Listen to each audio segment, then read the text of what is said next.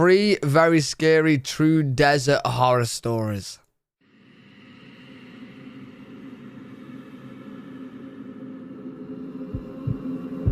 Yeah.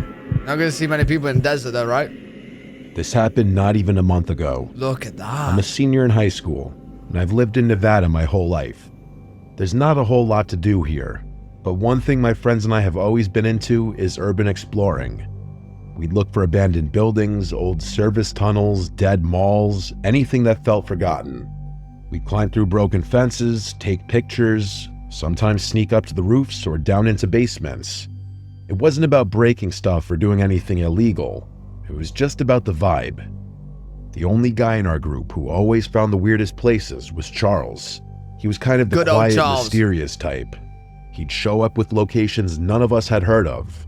Half the time, I didn't even ask how he found them. One day, he sent us a screenshot from some sketchy Instagram account. Low follower account, blurry photos, all kinds of creepy comments under the posts. The caption on the post in question just said something like, "Dozens of abandoned mine shafts in the Mojave Desert if you know where to look." Okay. According to Charles, he had been in contact with the account, and whoever was running it had given him some areas to check out. Hey, yo, hey, you can't trust a man like this, Charles. Just messaging random ass Instagram accounts. Hey, yo, where should I go for this dodgy ass mine shaft? That's all Charles needed. He was instantly obsessed with the idea.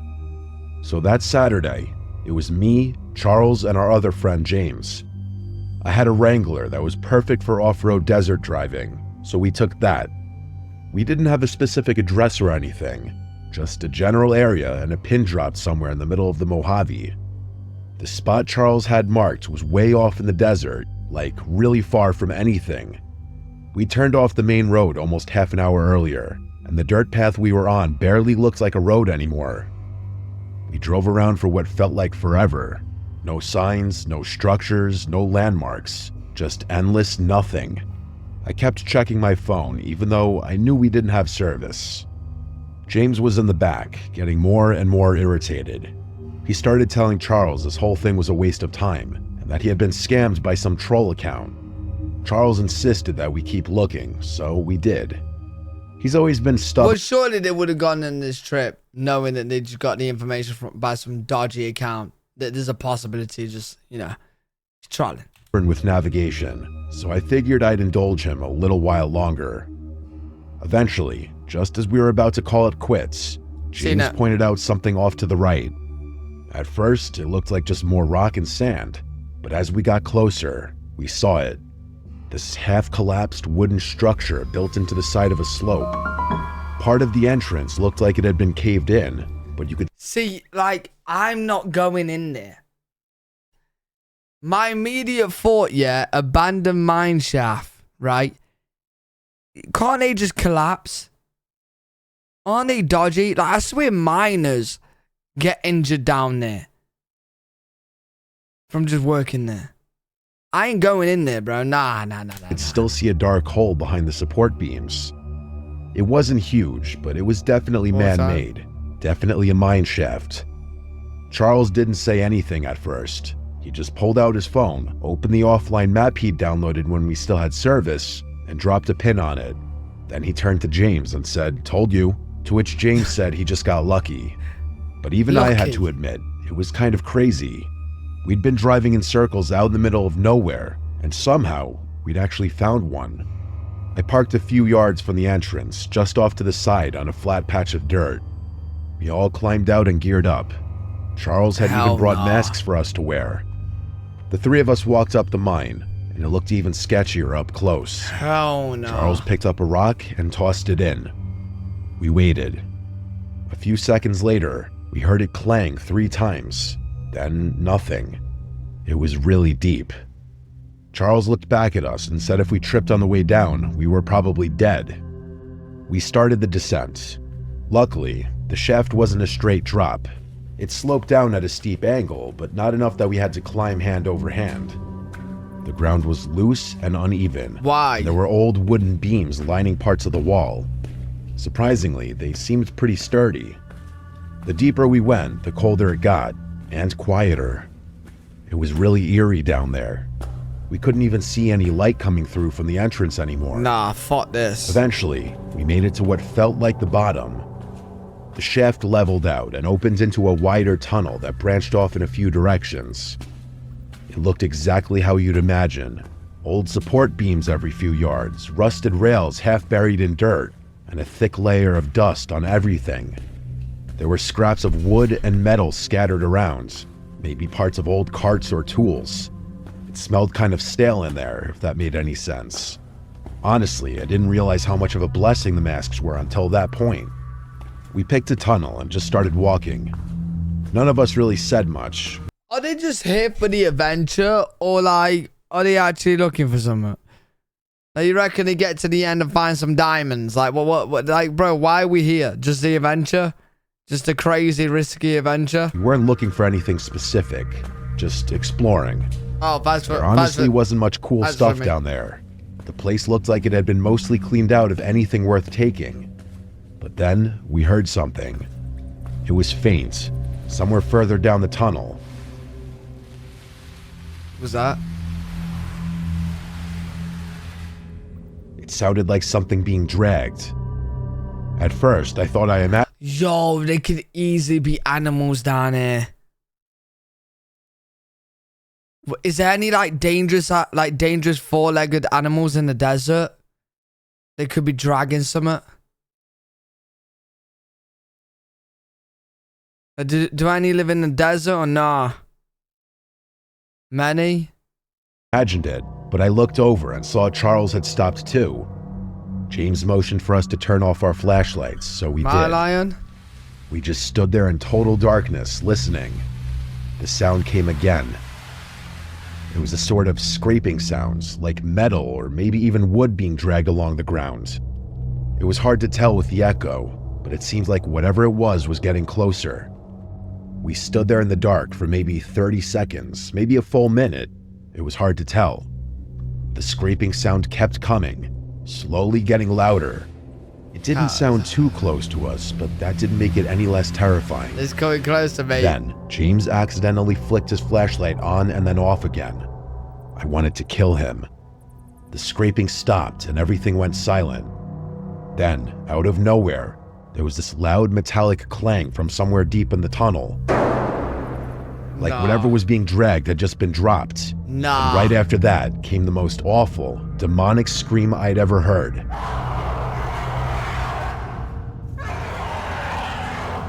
It barely sounded human. We turned and ran, not even caring about how loud we were being. I've never run faster in my entire life. What the fuck?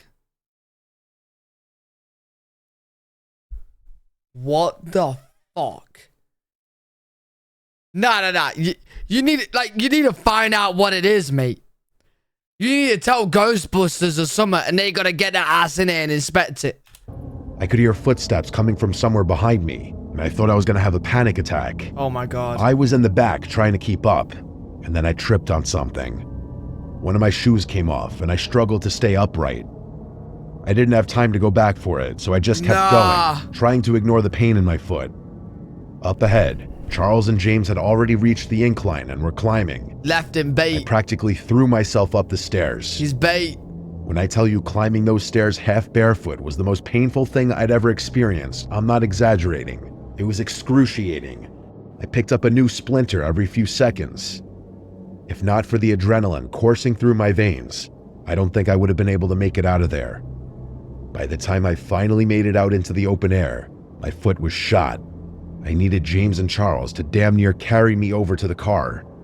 I couldn't drive like that, so James jumped in the driver's seat. I barely got the door closed before he threw it in gear and floored it. I don't think we were followed up the shaft, but we weren't sticking around to find out. We drove in silence all the way to the nearest hospital. I thought the pain was going to make me pass out. I ended up having to get a tetanus shot, and even after all my wounds were cleaned and all the splinters were removed, I couldn't walk normally for days. A few days later, once I could walk without limping too bad, James told us he'd dropped his wallet somewhere near the shaft, probably when he was helping me get to the car. He hadn't said anything at the time, but now he figured it was worth going back. just to the entrance. No way were we going back inside. So the three of us drove back out there using the pin that Charles had saved. Yo, ain't no way I'm going back anywhere near that. I don't care about your wallet. Cancel your credit cards, order new ones. Obviously, James's wallet was nowhere in sight, but we did find something. My shoe. It was sitting a few feet from the mine's entrance. I cautiously walked over to it and picked it up. It was torn up, like someone, or dare I say something, had bitten into it. There were literally teeth marks in my shoe, and entire chunks of it were missing.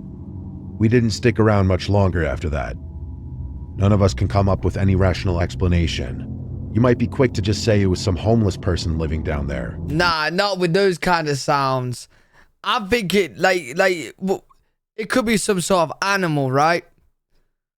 What kind of animals, 4 legs, would be carrying something dead down there that would have like a demonic scream? Coyote?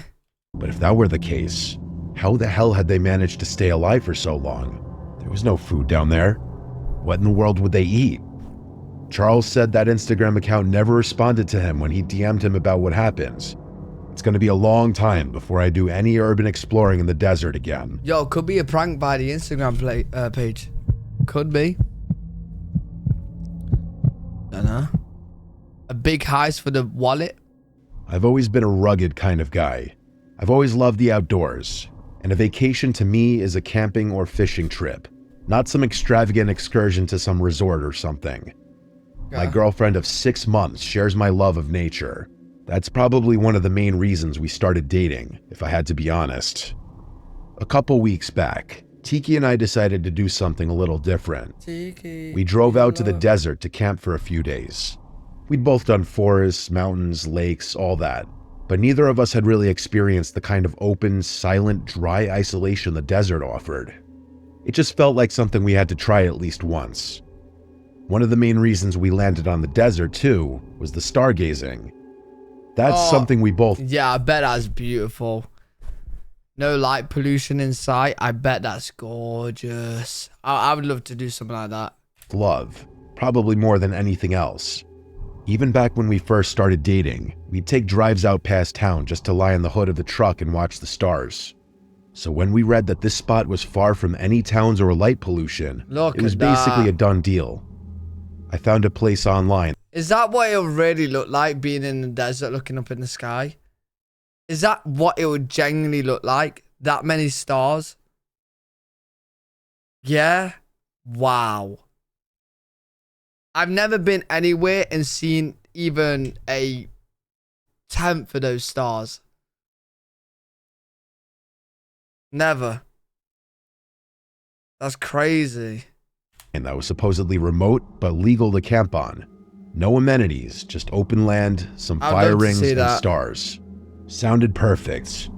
We packed up the truck with our gear and made the 3-hour drive early that Friday morning. The last hour or so was on a dirt road that felt like it went on forever.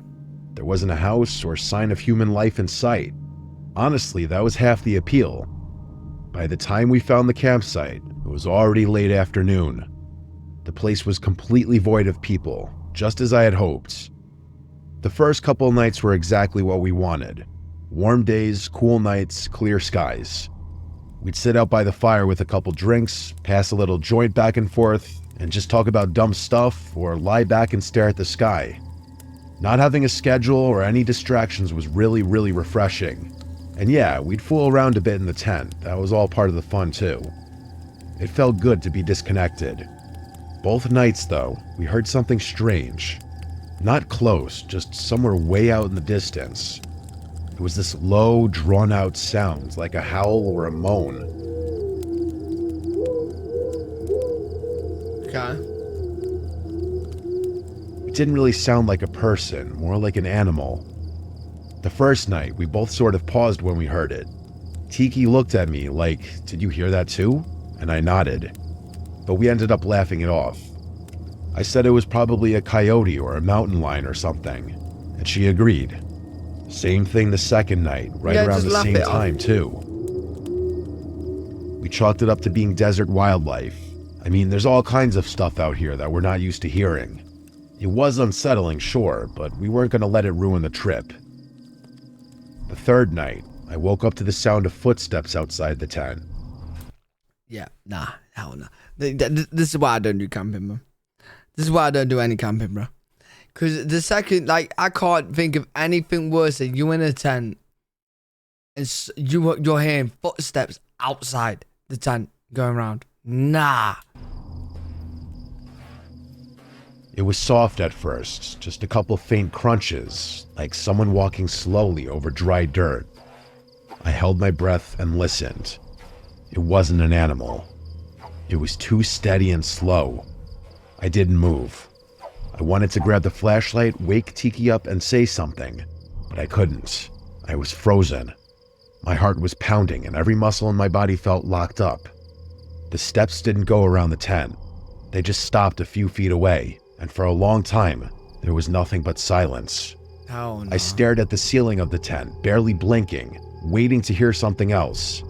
But whoever or whatever it was didn't make another sound. I waited there for God knows how long, praying they'd walk away.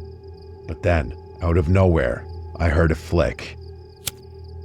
That sharp, unmistakable sound of a lighter. What?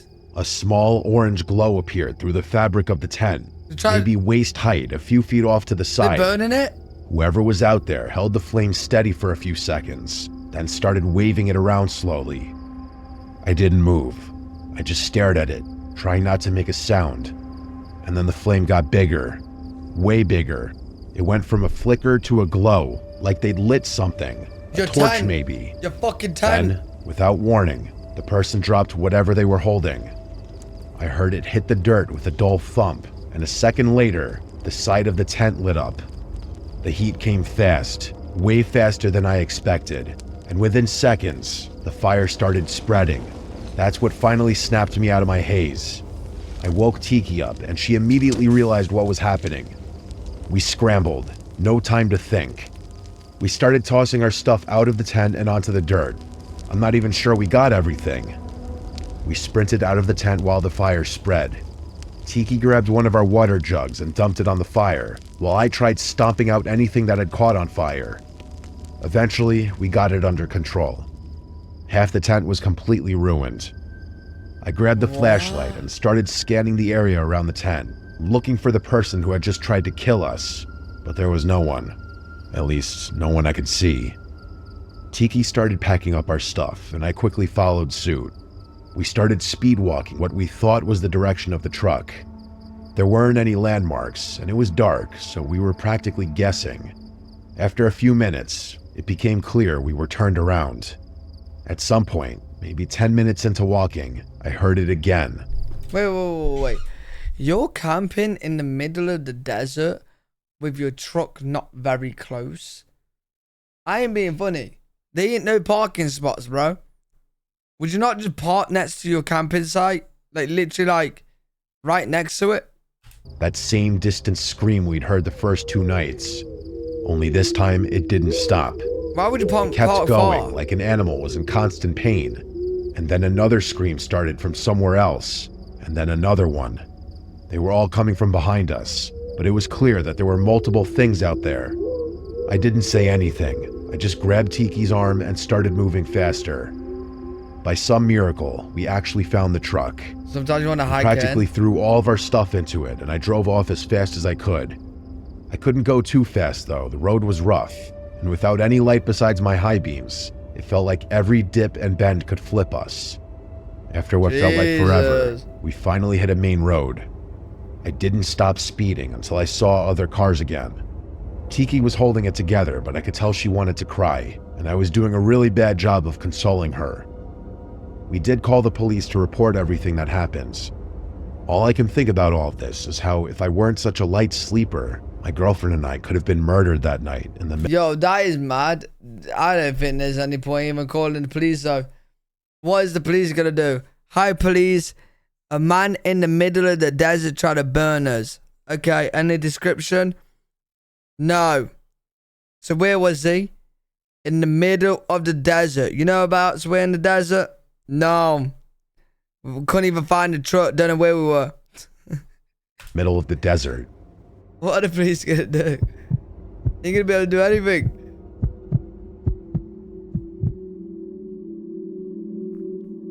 This is important context for what I'm about to tell you, Okay. so I'm going to start here. I've always been a little suspicious of my mom's past. Suspicious isn't exactly the right word, but I can't think of a better one. She was born in Mexico and spent her childhood there before moving to the States alone to pursue an undergrad degree. The rest is history. She found work, met my dad, and has lived in America ever since. I don't really know a lot about her life before America, and there's a part of me that thinks that's by design. She avoids talking about her past entirely and dismisses any questions about it with a joke or by changing the subject. Maybe she's Growing part of up, cartel. my dad always told me that it was because she had some childhood trauma that was better left undiscussed, and I believed that for the longest time. I mean, why wouldn't I?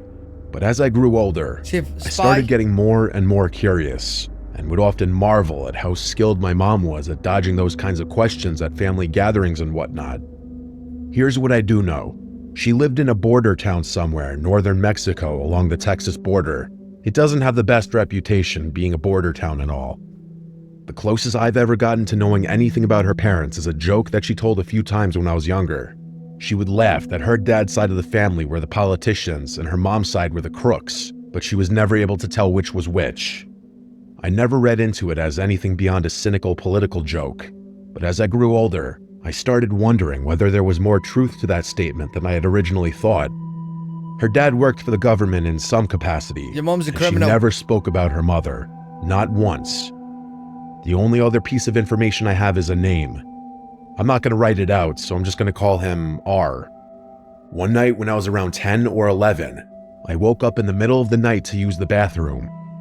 As I was walking past our living room, I heard my mom speaking in a quiet voice.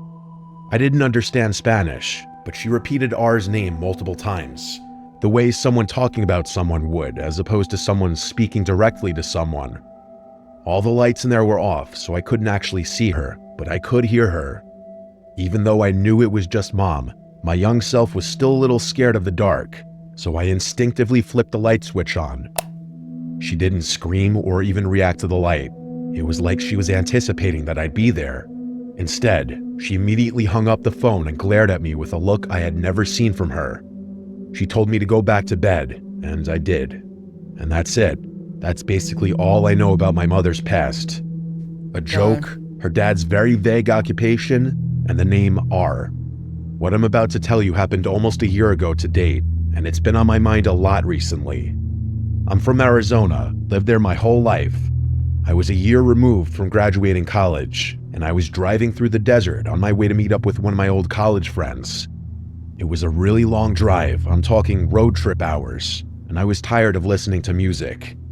I'm not a podcast guy, so I was low-key cycling through my contacts, calling up all my friends and whatever girls I happened to be talking to.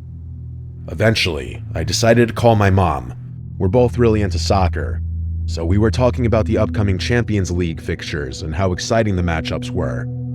She's got some serious knowledge on the sport, so the two of us can talk soccer forever. Out of nowhere, I saw two pickup trucks blocking the road up ahead. It didn't look like a car accident, so I wasn't sure what I was looking at. I was worried that someone might need help or something, so I slowed down as I approached. My mom was still on the phone, but I hadn't let her know what was happening. I stopped my car and sat there, wondering if it would be a good idea to get out.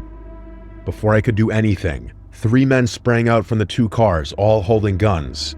Oh shit. I froze up and realized there was another car quickly approaching mine from behind. I was unarmed, so compliance was really my only choice at that point. One of the men tapped his gun on my door, motioning for me to get out. The other 2 stood a little further back. I put my hands up and slowly got out of my car. By that point, the car behind me had fully caught up and was parked a little ways away. The man barked a few commands in Spanish, but I didn't understand what they were saying. I consider my inability to speak Spanish one of my biggest failures in life, especially as a Mexican American. And in that moment, not being able to at least communicate with my assailants, I wanted to die. It didn't take a translator to know what they wanted me to do, though. Before I knew it, my phone, keys, wallet, and other personal belongings were in their possession, and it looked like I was going to be stranded in a barren desert with no viable escape. One of the men got into my truck, and that's when things took a turn. I realized I hadn't hung up the phone with my mom, and since my truck was still running, she was still on the line. I watched through my driver's side window as the man reached his finger toward the screen as if to hang up, only to pull it back, like he had changed his mind. Was she the boss? I kept watching, and it seemed like he was listening. I instantly connected the dots. My mom must have been speaking to him. Eventually, I saw his lips start moving and realized they were having a full-on conversation in there. I obviously couldn't hear anything because the windows and doors were closed, but I knew they were speaking Spanish. I swear on my life, I'm 90% sure he repeated R's name a few times, like my mom had said it and he was making sure he heard it correctly. At some point, the other guys must have realized what was going on because they stopped guarding me and approached the car. The guy inside rolled the window down and stared at me as he spoke to the other two men. After he finished talking, all three of them turned and stared at me as if sizing me up. The conversation didn't last long after that. They hung up the phone and walked back over to me. They handed me all my stuff back, including my car keys. Yeah, buddy. Your mom's a part of the cartel, mate. Your mom's a part. Yo, imagine finding out. Imagine finding out. Like, imagine I just find out now that mom's a part of the cartel. Crazy. The only thing they took was the cash in my wallet. One of the men looked at me, smiled, and in a thick accent said, "Tax," as he did it. I had never been more happy to lose all my cash in my life. As I drove away. No, that's crazy. Yo, how they gonna let him off but still rob him? Still take his tax. All three cars, including the one that had been behind me, started speeding off into the desert, away from the road. My plan was to try memorizing their license plates, but none of the cars had any. I was still in shock. With your mom, bro. After a few minutes of driving, I called my mother back and demanded an explanation. She told me that she had simply threatened to call the police on them, as she was tracking my location and knew exactly where I was. Bullshit. I told her that was obviously BS, Bullshit. and insisted she tell me what they had really been talking about. She was adamant about her story, though, and told me most of the Spanish was just her pleading her case. Even though I didn't believe her story, there was nothing I could do but accept it. I asked her to call the police for me, and she said she would. Eventually, we ended the call, and I drove the rest of the way in complete silence. In all honesty, I blocked that experience out of my mind for as long as I could, but over time, I just couldn't anymore. I'm becoming more and more sure that my mom had some kind of tie to a Mexican gang or a cartel growing up. And even scarier, maybe that tie didn't end when she left Mexico. She knows I'm not stupid, so I don't know how much longer she expects to keep this charade up. I feel like I should just straight up ask her, but I'm really worried about what kind of tension that might create. Yo, don't leave us on a cliffhanger with this one, bro. I want to know more about this story. Like, can we get like a hotline to this guy? I wanted to keep me updates. Like, is your mom a part of the cartel or what? Like, what's good? I want to know. I need to know more. I want to know what happens. Or worse, what kind of world I might be getting myself into should she tell me the truth. Hey, yo, I need... Hey, someone find out who this guy is. If he ever does a part 2, we need it. We need it, bro. I want to know more. I want to know, does he ask his mom? What ties she got? Is he now involved? He's probably not involved. He's probably not... Yeah, he's probably in the cartel as well now. Keep asking questions, you might find out. He's just got to keep asking. He's going to find out eventually. It's his mama. It's his mum. Damn, bro.